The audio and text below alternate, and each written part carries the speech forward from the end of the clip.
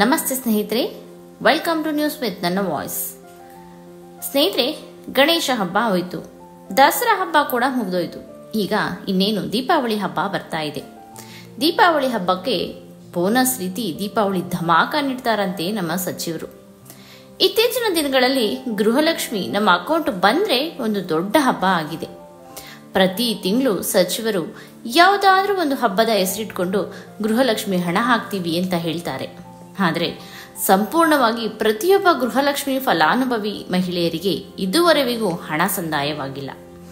ಒಟ್ಟು ಇನ್ನು 6 ತಿಂಗಳುಗಳ ಹಣ ಬಾಕಿ ಇದೆ.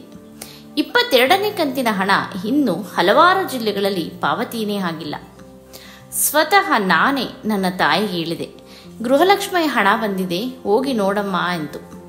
ಪಾಪ ನಮ್ಮಮ್ಮ ಆಸೆಯಿಂದ ಹೋಗಿ ನೋಡಿದ್ರೆ ಇನ್ನು ಗೃಹಲಕ್ಷ್ಮಿ ಹಣನೂ ಇಲ್ಲ, ಪಿಂಚಣಿ ಹಣವೂ ಇಲ್ಲ ಅಂತ ಮನಸ್ಸಿಗೆ ಬೇಸರ ಮಾಡಿಕೊಂಡ್ರು.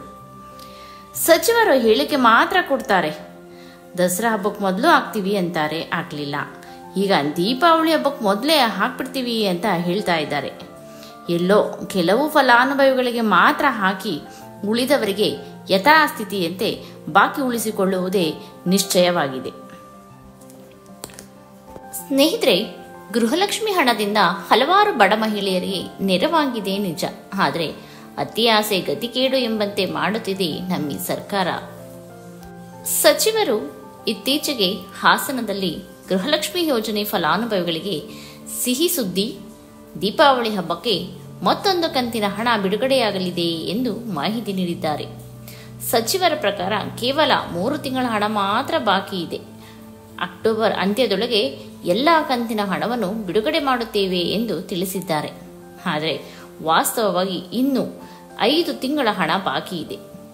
ಶಕ್ತಿ ಯೋಜನೆ ಹಾಗೂ ಗೃಹಲಕ್ಷ್ಮಿ ಯೋಜನೆಗಳಿಂದ ಮಹಿಳೆಯರಿಗೆ ಸ್ವಾವಲಂಬನೆಯ ಶಕ್ತಿ ನೀಡಿದೆ ಅಂತ ಹೇಳ್ತಿದ್ದಾರೆ. ಅದೇನೋ ನಿಜ. ಆದರೆ ಕೊಟ್ಟ ಭರವಸೆಯಂತೆ ಸರಿಯಾದ ಸಮಯಕ್ಕೆ ಗೃಹಲಕ್ಷ್ಮಿ ಹಣವನ್ನು ನೀಡದೆ ಮಹಿಳೆಯರನ್ನು ಕಷ್ಟಕ್ಕೆ ಸಿಲುಕಿಸುತ್ತಿರುವುದು ಇದು ಯಾವ ನ್ಯಾಯ? ಕೊಟ್ಟರೆ ಪ್ರತಿ ತಿಂಗಳು ಕೊಡಬೇಕು. ಅಕ್ಟೋಬರ್ ತಿಂಗಳು ಬಂದಾಗ ಆಗಸ್ಟ್ ತಿಂಗಳು ಕೊಡುತ್ತೇವೆ ಎಂದು ಹೇಳ್ತಾರೆ. 3-4 ತಿಂಗಳಿಗೆ 1 ತಿಂಗಳ ಹಣ ಹಾಕಿ ನಾವು ಕೊಡ್ತಾ ಇದ್ದೀವಿ ಅಂತ ಹೇಳ್ತಿದ್ದೀರಾ. ಇನ್ನೊಂದು ತಿಂಗಳು ಲೆಕ್ಕಕ್ಕೇ ಇಲ್ಲ. ಒಂದು ಯೋಜನೆ ಎಂದರೆ ನಿರಂತರವಾಗಿ ನಡೆಯುತ್ತಾ ಇದ್ದರೆ ಅದಕ್ಕೆ ಬೆಲೆ ಸಿಗುತ್ತದೆ.